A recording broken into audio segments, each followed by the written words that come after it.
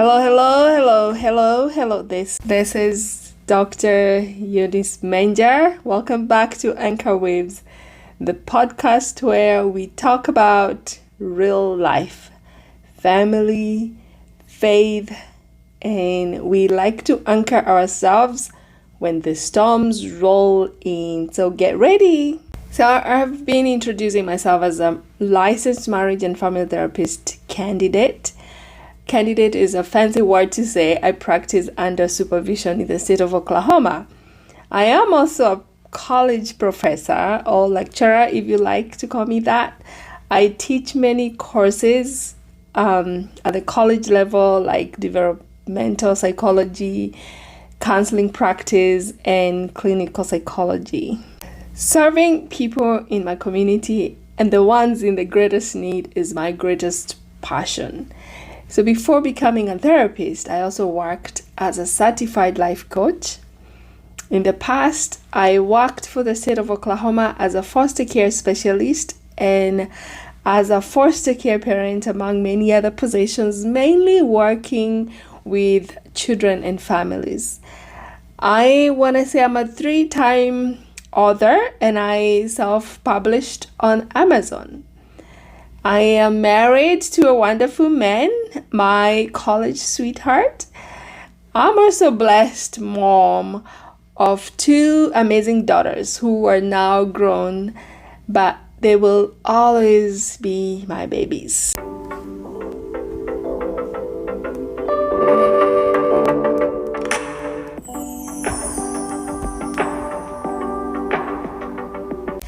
So before I introduce episode 3 of AnchorWaves, let me first of all give a disclaimer. This is not therapy and it is not tied to my current therapist activities or practice.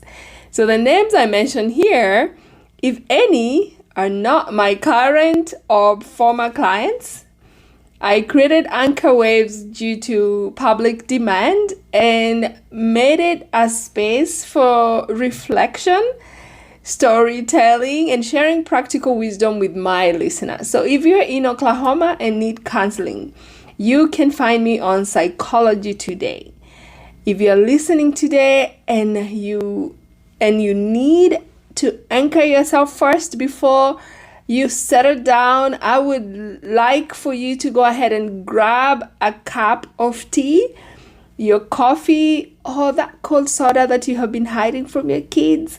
Because today we're going to dig deeper into parent-child relationships. So my master's level research work was actually based on parent-child relationship. However, that is not what I am presenting today. So go ahead and anchor yourself.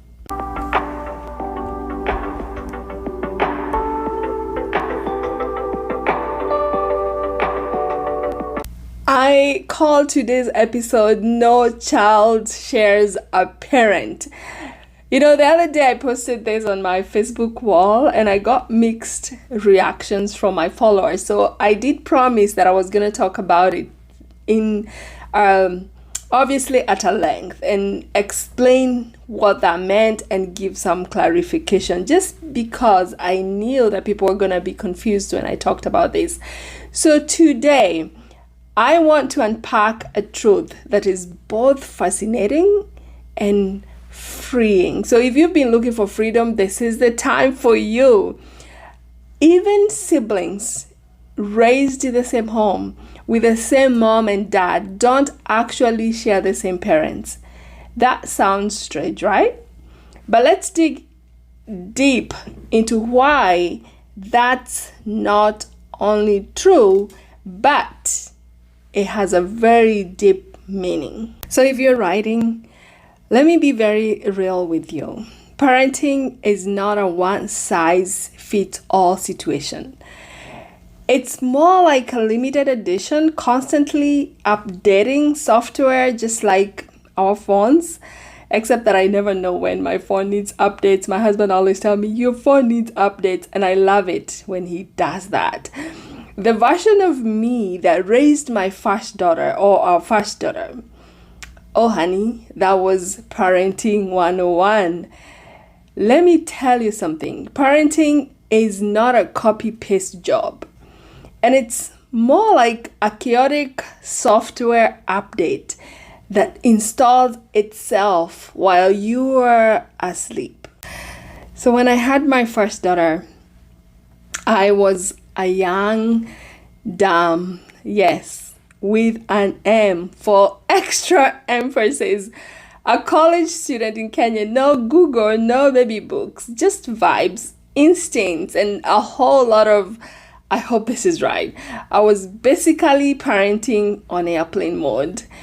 Fast forward to my second daughters, and suddenly I'm a little older, a little wiser, and I've got access to the internet. Now I'm Googling things like, is it normal for toddlers to eat crayons? And how many hours of sleep before I lose my mind? So I could read all that. I had access to resources. And let's not forget their dad. He evolved too. From I was holding the baby like a football to I know to braid hair and pack a lunch with one hand while fixing a cup of tea. So yay, each kid got a different version of us. No better or worse, just the updated versions of their parents. We learn, we mess up, we adjust. And honestly, this isn't the kind of parenting that you probably have read in books.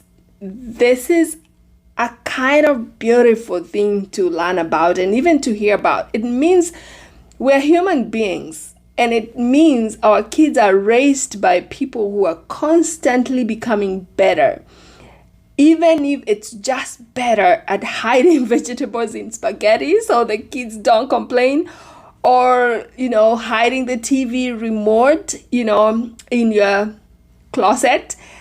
And if you have got more than 2 kids, gosh, congratulations for that. You're basically running a better test for humanity. This isn't just my story. It is yours. Whether you've got 1 kid or a whole basketball team, each child gets a slightly different version of you, because life keeps happening. You grow, you learn, you get tired, and you get therapy. And sometimes you just give up the power struggle and let them eat ice cream for dinner. So no, your kids weren't raised by the same parents. They were raised by evolving, adapting, occasionally overwhelmed parents, but always loving the versions of you. And honestly, that's kind of beautiful, right? And it's also a little chaotic, but mostly beautiful. Life seasons like financial stress, career changes, mental health, grief, or personal growth, they shape how a parent shows up for each kid, each minute, each day, each month, and each year. An example would be a mom who was very anxious and overprotective with her first child might be more relaxed and confident with their 3rd or 4th child. So each child gets a unique experience from each parent, both dad and mom. Let's anchor ourselves in that truth first, and let's soak in that information. It sounds a lot.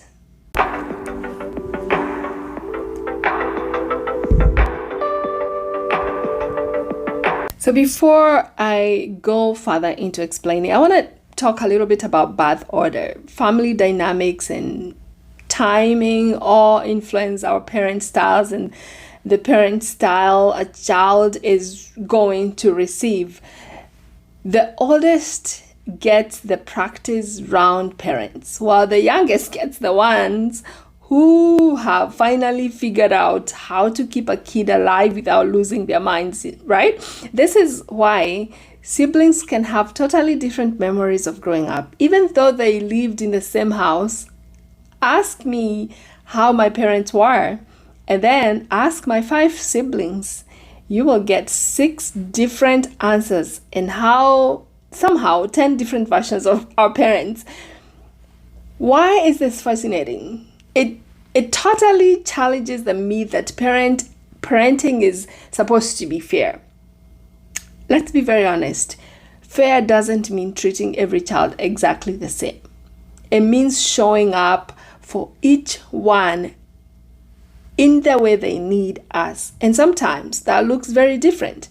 Parenting isn't a factory line where you get identical job done on every product. Parenting is more like cooking with whatever ingredients life throws at you. Some days you've got patience and wisdom. Other days it's just a lot of tea or a lot of caffeine, painkillers and survival mode. I've heard my own kids say, one says, "Mom, you are the best," and the other one says, "That wasn't fair, Mom." Sometimes in the same week, sometimes in the same day. And let me tell you, defending yourself as a parent is like trying to explain why you didn't buy everyone the same birthday cake or the same toy. That is very, very exhausting.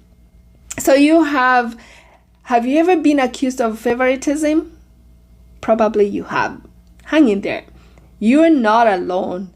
I've got stories, and I will tell you how I survived and still survive the guilt, the drama, and the siblings' courtroom sessions. Why is this particular episode going to free you? So for parents who are listening to me, it relieves the pressure to be perfect or consistent across all children. I'm here to remind you that growing as a parent is a natural thing. For any children who may be listening, as a child or a teenager or adult child with siblings, it keeps us to understand, it really helps us to understand each other better and release resentment. So your brother or sister didn't get better parents. He or she got different parents depending on what was going on when they were being raised. For me, as an adult child of my parents, this discovery of no parent share the same parent has brought me healing. Maybe your parents weren't who you needed them to be, but they were evolving too.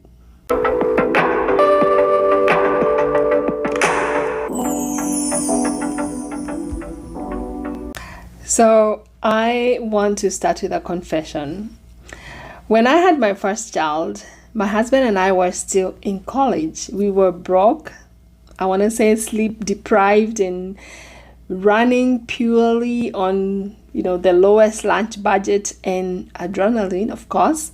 Honestly, we had no business raising a child. We could barely raise enough money for campus lunches. I'm not kidding. I shared in my first episode how we surprised ourselves with a baby. She showed up right in the middle of our college hustle. Me studying civil engineering courses, my husband deep in food science courses, and our coursework was very intense. And then boom, a baby girl. She was adorable, yes, but also she cried like it was her full-time job. But let me tell you, back to one of my earliest parenting misadventures. Our babysitters, call them nannies, call them house help, they quit faster than we could say, "Please stay." One lasted 3 days only. Another didn't even make it to lunchtime. I left campus at lunchtime to come home and nurse my baby, and there we are. She's going home. So we did what any desperate college parents would do. We outsourced to our classmates. Yep, some of them babysat our daughter while we sprinted into the library to finish assignments. I want to say it was like a group project, but with cloth diapers. You know, those washable ones without washing machines. Imagine that part as well. We were basically running a full-time daycare with rotating college babysitters, and somehow our daughter became the campus celebrity. We didn't even know the word colleague back then. We were in Kenya at the time, in a little college town where well meaning neighbors would knock on our door to offer advice. One old lady said, "Your baby is hungry, feed her more." Another middle aged woman walked in and said, "She's crying because you are too young and you probably don't have enough milk to breastfeed your baby."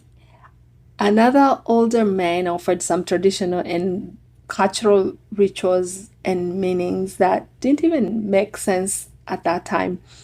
So we tried all of them and none of them worked. Our baby was just 4 weeks old, tiny, squishy, and loud. And I mean loud. The kind of cry that made birds fly away and neighbors knock on the door with unsolicited advice. Of course, they were good neighbors, they cared. One day, a well-meaning neighbor looked at my baby and said, "She's starving. You need to give her real food." And because we were young, tired, desperate, we wanted to sleep, we said, "Sure, let's give her some porridge and some mashed fruits." That sounded like a plan. Nope. Nope. It was not a good plan. Her little tummy was like, "Mom, I'm 4 weeks old. What is this mashed fruit nonsense?" Things went from bad to worse. The crying intensified. The nanny squeaked. One left a note that just said, "God be with you." Another one said, "Your child cries too much. I can't handle this." Fast forward a few years later, I am now a graduate student in America, sitting in a parenting class with this amazing professor. Her name is Amanda Harris, and I love her so much. She introduces to us this brilliant parenting concept, the parent-child dyadic relationship. I don't know if you've ever heard about it. Basically, it is a fancy way of saying parenting is a two-way street. We shape our kids, but they shape us too. But now, I have got professors, I have got textbooks, and fancy terms like dyadic relationship, because my degree was in human development and family science. So I'm learning about all this parenting and child development and everything in between. You are trying to shape your child, but your child is working day and night to shape you as a parent in order to meet their unique needs. And let me tell you, mine shaped me like, how you hold Play-Doh in a toddler's fist? And that's when it hit me. Our firstborn wasn't just a dramatic little diva. So there I was, sitting in a graduate parenting class, reading research papers for a grade because nothing says higher education like discovering you have been winging it for years. And guess what? One paper made me realize my firstborn wasn't just a dramatic little soprano girl. She was probably colicky. And that word was brand new to me. Back in Kenya, none of our family doctors mentioned it. I don't remember seeing a baby book anywhere. We didn't have Google. We had neighbors' instincts and a whole lot of trial and error parenting, mostly error, of course, heavy on the trial. That season changed me. I went back home full of knowledge, ready to parent like a pro. But there was this second child, the little terrible two. And when I say terrible, I mean terrible. She was a tiny tornado with opinions. But this time, I was calmer. I was wiser. Let's be honest. I was a little bit more tired. I was juggling full-time college. I was working a job, parenting in a new country with no familiar neighbors to back up my parenting, and a whole lot of culture shock. Same mom, yes, but a completely different version. This one was an international student, full-time employee, again, a part-time referee between two kids 5 years apart who thought they were both in charge of me. So before I continue, here is a great anchor moment. I want you to be thinking of yourself as a C.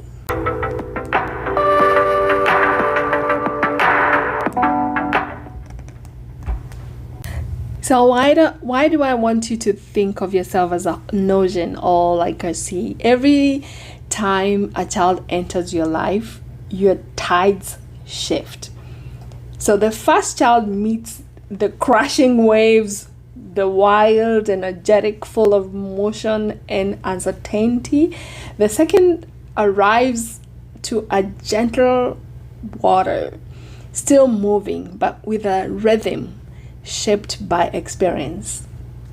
While the third, they might find a deep, steady ocean, calm on the surface, but layered with stories beneath.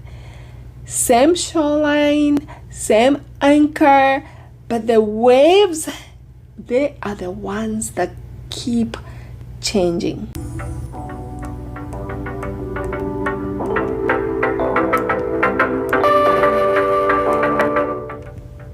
Okay, here's one of my favorite parenting stories, and yes, this is 100% real story. We had this family friend we met here in Oklahoma, a lovely couple. They waited for a whole 7 good years to have their first child. So when their son finally arrived into this world, the dad, let's call him Pete, not his real name, but honestly, Pete wouldn't care if I called him his real name. Pete went full on parenting ninja mode.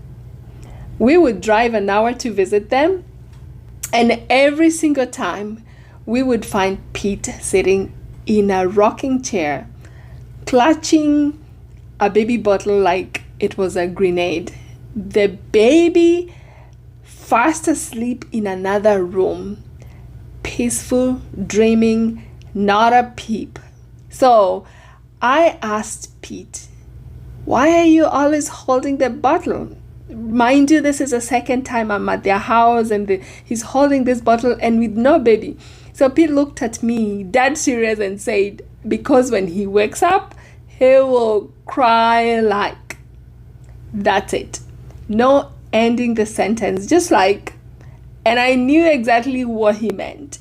That's the kind of hyper alert parenting that comes after years of waiting, praying, and imagining your baby as a tiny angel until he arrives and screams like a siren. Now, the second child, whole different vibe. Pete was relaxed, no bottle, no rocking chair, just vibes and fun. It's amazing what one baby can do to your nervous system and what two can do to your humility.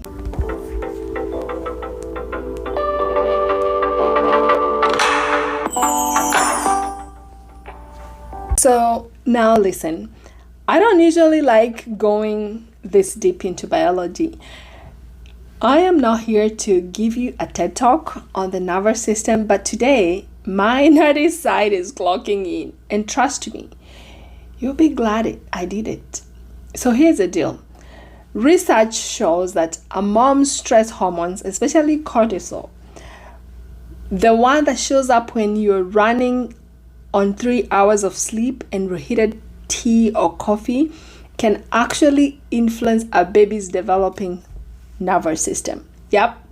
Your stress might be teaching your baby to be extra sensitive, reactive, or just really good at dramatic crying. But before you panic and start blaming yourself for every meltdown your child has had, let me say this loud and clear. Stress doesn't ruin your kids. It just means biology is part of the parenting story. And guess what? So is healing. Because the brain, the child's brain is very flexible. It's like Play-Doh with an advanced degree. It can grow, adapt, and bounce back even after years of parenting chaos, missed naps, and questionable snack choices. So yes, nervous system matters, but so does your love, your growth, and your ability to laugh through the madness. And if you have ever cried in the bathroom while hiding from your toddler, congratulations, you are officially part of the Most Genius Parents Club. I have done it multiple times. I remember a time when my terrible two had me in tears in my bedroom closet, whispering prayers and drinking an emergency cup of tea and chewing gum all at the same time. And it is fun. So here is the twist. That same toddler who once had me hiding and crying in the closet while whispering prayers, she's now a senior in college and one of the best social media influencers in town. And my formerly colicky baby, the one who cried like she was auditioning for AGT, aka Africa's Got Talent, she's now working in corporate, flying across the country on business like the boss she was clearly born to be.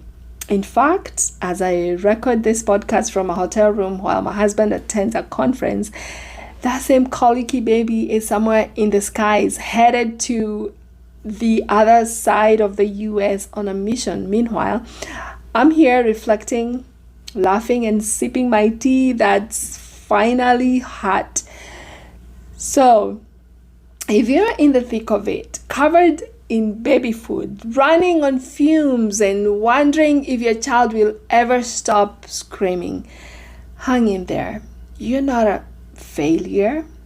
You're not alone. You are just evolving. Because here's the truth. No child gets the same parent, even siblings. My first born got the young, overwhelmed, trial and error version of me. My second got the wiser, more tired, slightly much wiser version. Same mom, different seasons, different sea, different ocean, different waves. And that's not a flaw.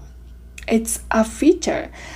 It means you are growing as a mom or as a dad. It means your kids are shaping you like as much as you're shaping them.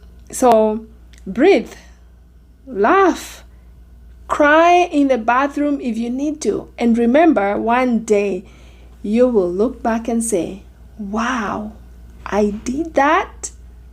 And maybe, just maybe, you'll be recording your own podcast from a hotel room while your kids are out there being fabulous.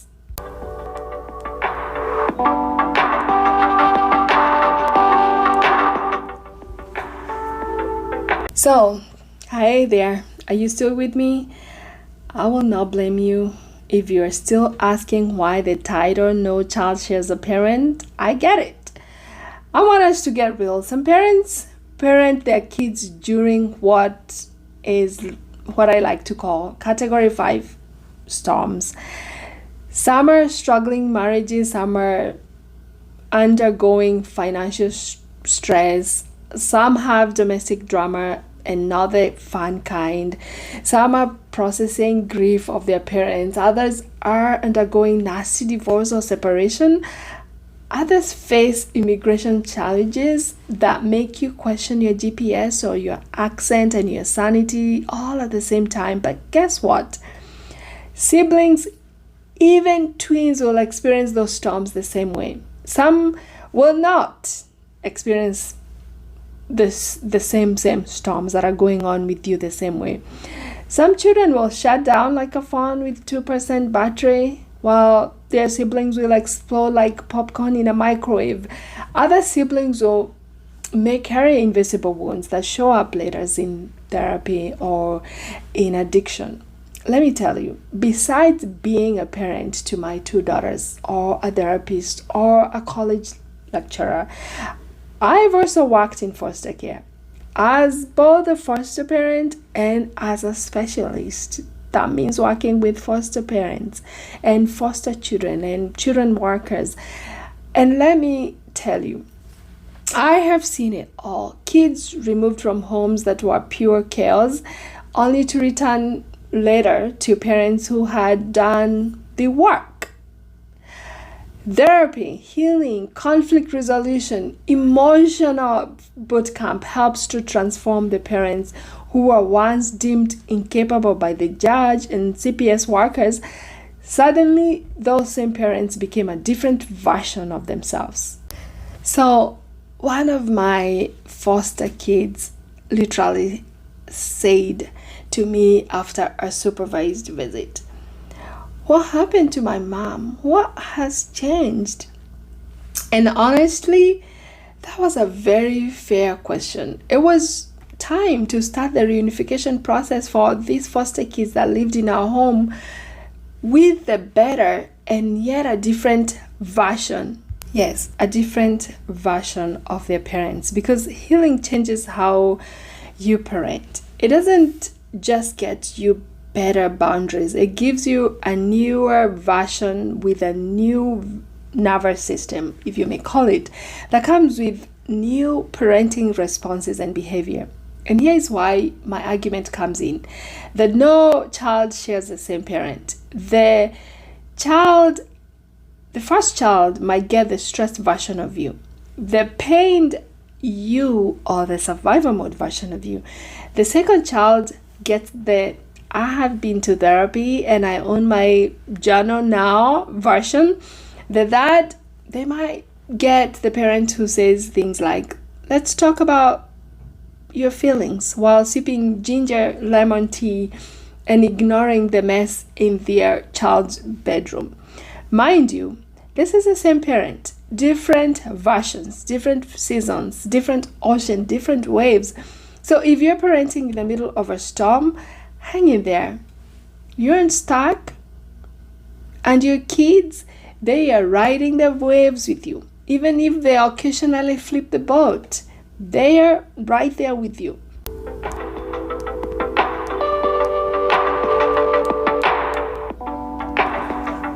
So let's talk about parenting while taking care of aging or sick parents, or even at end of life parents, and not just the "I'm very tired" or "I'm very sad today" kind of caregiving duties or grief.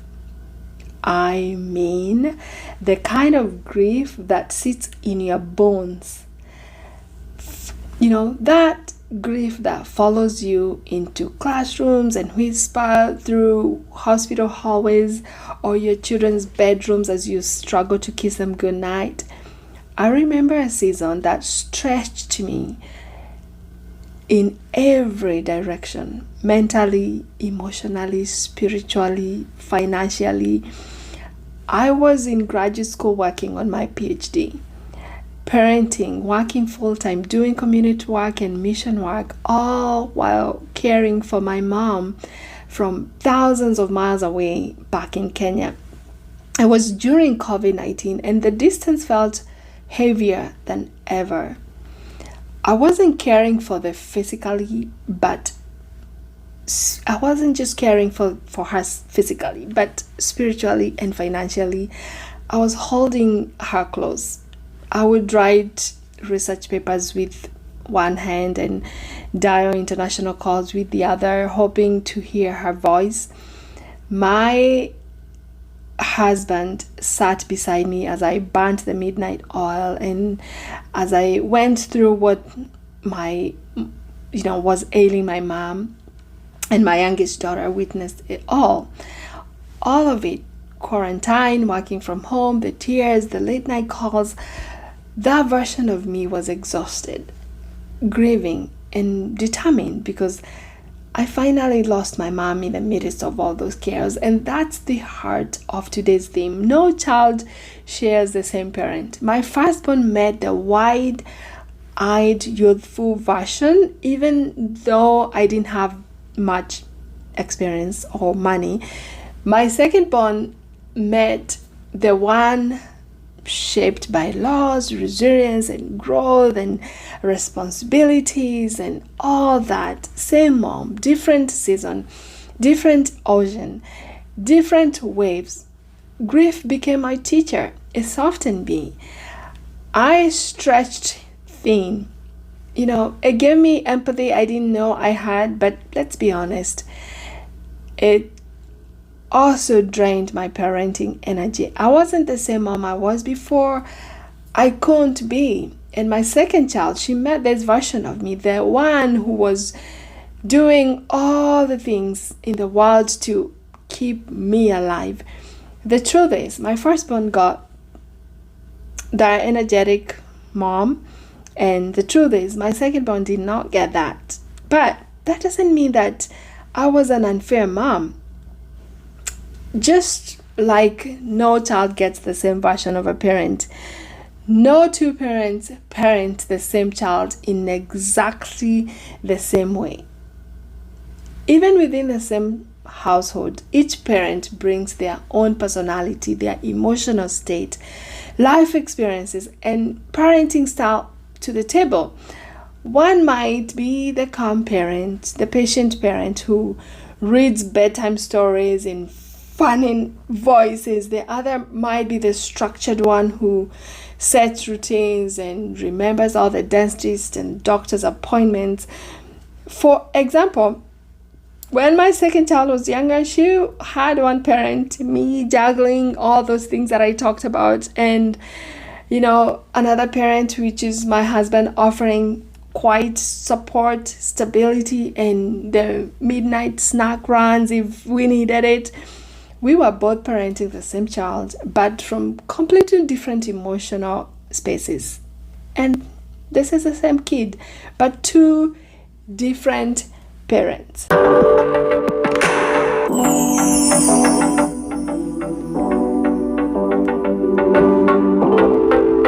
So I was talking about different energies and different parents and different approaches, and that's not bad at all.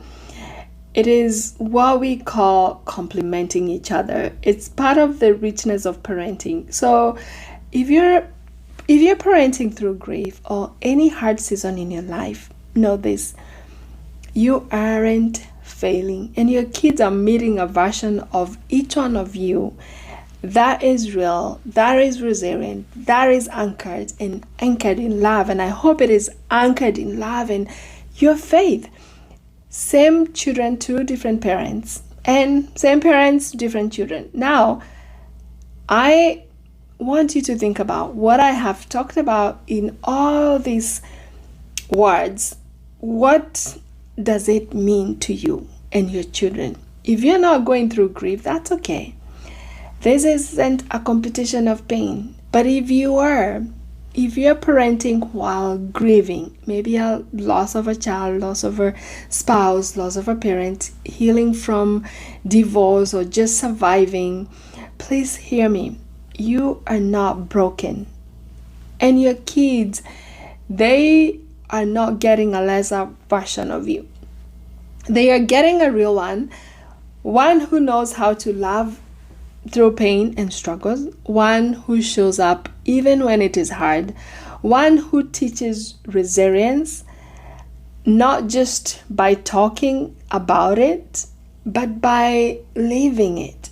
So whether you're parenting through all this chaos, remember, your children are meeting different versions of you, and that's okay, and that's the legacy that they are gonna be talking about in future. I hope so.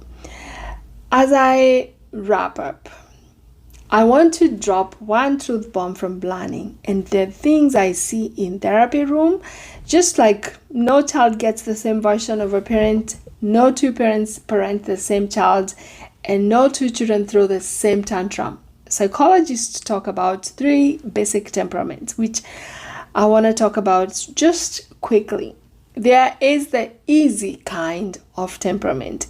These are the kids who smile at strangers, nap on schedule, and make you think you are a parenting genius. Spoiler alert, you're not. You're just lucky and maybe blessed. And the difficult temperament, these are the strong-willed, the high-volume, emotionally expressive kids. Their tantrums are award-winning tantrums. We're talking full body flops in the cereal aisle, tears that defy gravity, and screams that make your phone think it's under attack, perhaps something you would call terrible twos. And then there's the slow to warm up temperament. Okay, these are the quiet observers. They won't throw tantrum in public. They might wait until you are home and then give you the silent treatment and side eye that says, I'm disappointed in your choices for not letting me get candy from Walmart, things like that. Now here's a twist. You might think you are a different parent with each child, but often you're just responding to different wiring, different temperaments.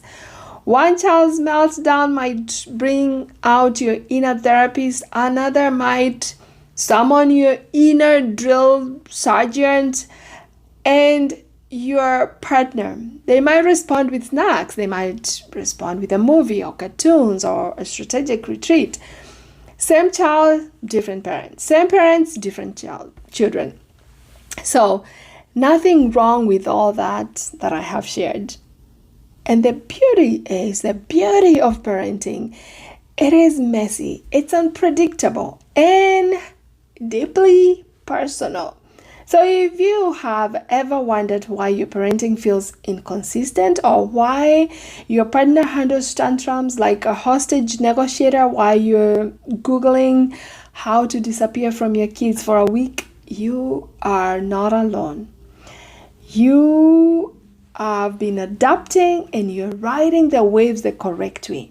And next time, because I'll be talking about how kids parent us back, yes, they do, and it's very hilarious as well, humbling and surprising at the same time. I want you to stay anchored, keep laughing, and keep riding those waves with grace.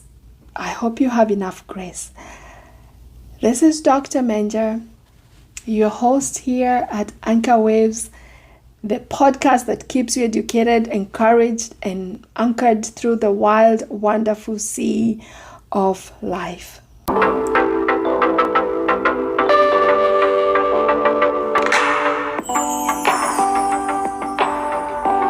Today we have explored how no child shares the same parent, even siblings, but I want to leave you with this one more truth. No two children turn out the same, and it's not just because of how you parented them. So in my future episodes, I hope I will be sharing more on how these differently parented kids grow up, how siblings view parenting through completely different lenses, and why one child may be thriving while another one is still finding their way. And listen, if you are wondering why one of your children is soaring and another is struggling, maybe even in addiction, please hear me. This is true. It is not your fault. It's not just your parenting. There are other gazillion factors that shape a child's journey, that including temperament, environment, finances, DNA, trauma, friendships, birth order, and even what kind of snacks we are trying to give our children. Parenting is not a recipe. It's really like a garden. So you plant, you water, you pray for sun, you pray for the rain, but the soil, the weather, the timing, that's out of your control. Your love matters, and your story and your child's are going to make a beautiful and story. So, if you're listening to me on YouTube, I would like you to subscribe to my channel so that you know when I post the next episode. I would like you to comment or like my podcast video. And if you're listening on Spotify, I would love for you to give me your feedback. So you can send me a message, drop a topic suggestion. I'm here for it. Let's keep riding these waves together. Until next time, this is Dr. Eunice Menja from AnchorWaves, keeping you educated, encouraged, and anchored. So stay grounded, stay growing, and keep riding waves with grace. Goodbye.